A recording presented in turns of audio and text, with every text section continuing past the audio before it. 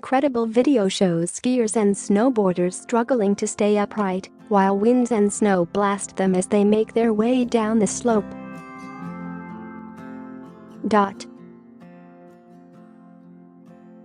In the video, the wintertime athletes are not being able to see more than a few feet ahead of them as they go down the strawberry trail.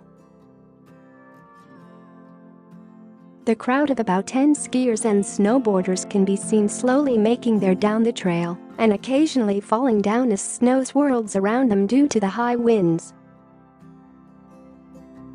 The Farmer's Almanac reports that maximum wind gusts in Huntsville reached 43.84 miles per hour that day. Share this article. Share.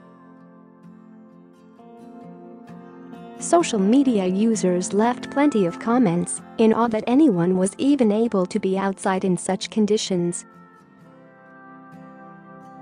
"Dude, that was heinous. My sister's sick nose got frostnip in less than 2 minutes," wrote one user. "Holy BS. And I can't imagine the temp. Just walking from the hospital to my car was literally painful on any exposed skin," exclaimed another.